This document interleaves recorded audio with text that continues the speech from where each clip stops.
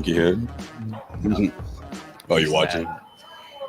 Hey, Bobby Manning here, and we are live from TD Garden. This isn't anything pretend. This isn't pre-recorded. We are live right now. Josue Pavon is here.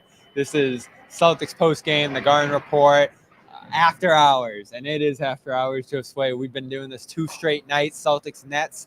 Round 2 turned into a blowout fast. Man, Celtics built and I heard a 19-point advantage in the opening minutes of this game, pushed it to 30 within 18 minutes of this game, midway through the second. And then from there, they're led by as many as 56 in this game. Yeah, it was insane. Blowout. Whatever the most extreme version of blowout is, roll with that. You know what I loved about it too, though, Bobby? They played as if it was a 10-point game the entire way. Like, even down to the final couple of minutes. Yeah. Even with 1 minute left in the game, Peyton Pritchard full speed downhill drop off to Neemias Queta for a cutting dunk. And they ended up winning this one by 50 in the end, 136-86. It also ended up being the first real minutes of Jordan Walsh's career. Midway through the first quarter, Joe Mazzulla called on him. I talked to Jordan after, and he said he knew he was going to get a call at some point in the first half, and he did. And I thought made the most of it on the defensive end of the floor. A couple good stops on Cam Thomas, as well as Mikal Bridges later in the game. Trying to avoid fouling while playing within the rules he's talked about as well. Trying to be physical on the baseline. He got called a couple times. In fact, he got called on the first play of the game, like a second in to his first stint for a foul, trying to go around the screen. And then obviously botched a couple fast break attempts. So not his best night. Kristaps Porzingis even said that after the game. But finally, you got to see him with the starters in some real game action there. And obviously, it's an adjustment from the G League. Yeah, I mean, it's a great opportunity for him, especially right before the All-Star break. You get to mix in there with the starters. And in the game where it seemed like, as talked about during the Celtics post-game show, it was like everyone gave you a solid performance from 1 through 12. And the same thing could be said about Jordan Walsh. I love to see how he's developing on the defensive end of the floor. I think that's where, if he can create some type of opportunity, whether it's, towards the end of the regular season, maybe someone's in foul trouble, I think that's where you build Joe Mazzulla's trust. If you're able to continue to evolve as a defender, because let's face it, he has so many weapons on offense, right, Bobby? I mean, the championship caliber team or a roster that's destined to at least make an NBA Finals appearance this season doesn't necessarily need a big push from Jordan Walsh. But on the defensive end of the floor, as that third string, someone that can come in and can hold his own and switches and keep in front of opposing defenses, I think that goes a long way. And I think if you compare what we saw in flashes, but very raw, rookie first couple of months, Jordan Walsh, you're seeing a little bit of a growth there. Here's Joe Mazzulla talking about Jordan Walsh's game tonight. And you inserted Jordan in the first quarter. What made you feel like this is a good night to insert him into the regular rotation, and what did you see from out there? I've been getting, I think since Christmas, he came on the West Coast trip with us. We made a conscious effort to just have an understanding of, like, defense is how you make it in this league as a young player. And, what you do in the G League from a statistical standpoint is important. But it's more important about your daily approach, your professionalism, and your defense. And I think he's just really, really grown in that area. And in the games I've watched and in the feedback from Maine and his approach here with us, his defense has drastically improved. And so I think it's an opportunity to give a young guy a chance, especially in a game where you're looking for energy. You know it's going to be a team win and you're down a couple guys. And so I really like the way he's approached the defensive side of the ball.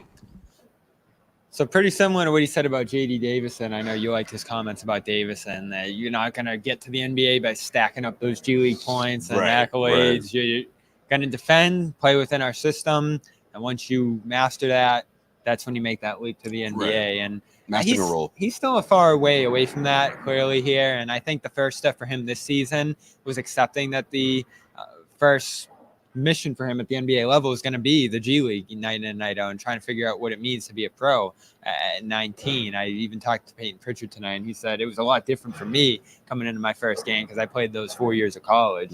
So Walsh comes in with much less basketball experience, certainly with much more to learn than some of these other rookies do, and on a team that, as you said, is much more talented than the typical team a rookie would land on. So I don't think anybody is expecting Walsh to impact the team in any way this year, but finding these opportunities to not only get into a game, but just be around the team, I think is important. And our guy Rich obviously caught him running the stairs pregame, and Yeah, man, that's that rookie treatment. I like it. I love that stuff, man. he's going through that. Yeah, that's one of those classic, like, show me how much you want to be here, and obviously he's shown nothing but good things. He's shown a lot of confidence, especially this crowd obviously helps with that, right? Every time he checks into a game this season, it seems like half the people in this arena are on their feet, but He's a fan favorite. you can see the confidence in his game, though, like, especially when you look back to, like, summer league games and all that. And I get it. You're supposed to improve up until this point of the season, but that's not always the case with rookies, especially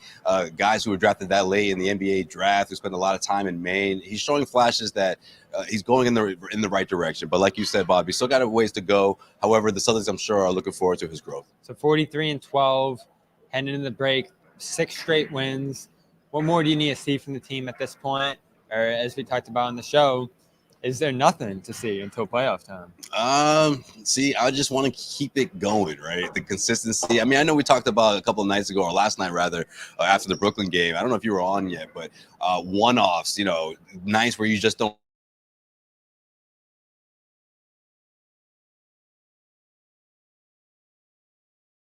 Post-game show, I feel like, in general, where the Celtics would go back into these bad habits, but they haven't been doing that lately. And if they do it, it's in small spurts, and they correct it immediately. So that's a sign of a team that's really taken a significant leap, if you ask me. And especially when you look at the record and the way that they're like demolishing teams, and all of a sudden you had this 6-game lead in the Eastern Conference, this cushion. I mean, those are the type of teams that you say, okay, look out for them, and you want to see that going. You want to see that momentum carry on towards the end of the season, and obviously into the playoffs. Kristaps said it tonight. What you saw tonight is what you want to see more often through the stretch of the season, especially once you get into some of those weaker opponents after the test of Denver and Cleveland and a couple of Milwaukee games in the opening weeks of the second half. Can you pile up those 20-point games into 30-point leads and put these games away early? Get yourself some rest. Yeah, just man. Fewer than 30 minutes for all the starters in this game. You get a night off for Horford and Brown. That's what it's going to be all about until you get into the playoffs. And then how do you find a way to restart that urgency and intensity before the playoffs again? I think that's going to be the challenge for this team with the lead they have in the East, and it only grew with 6 straight wins into the playoffs here. Celtics pummel the Nets 136-86, sweep the season series. A team that's given the Celtics trouble at times, including last night, a lot more contested than this one, but Boston offensive execution off the charts in this one, and they all got to take an early seat. Porzingis fine, rolled his ankle, said he could have returned if he needed to.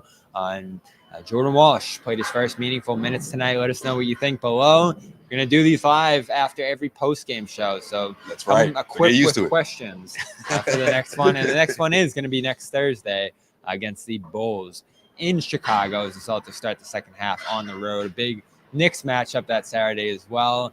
But first, some well-deserved rest for this team hitting the road, and so are we for All-Star Weekend. Make sure you subscribe to Celtics All Access for all our coverage, all the behind-the-scenes at All-Star. You maybe even a little meet and greet with some star guests or star arrivals at All-Star Weekend. Might do a little courtside live, let you guys kick it with us for a little bit. Who knows who we'll run into, man. It'll be fun. All right, Josue Pavon, Bobby Manning. Final word on the first half of the season. Celtics blow out the Nets, and this has been the Garden Report live from TD Garden. Get your buckets with your first bet at FanDuel, America's #1 sportsbook.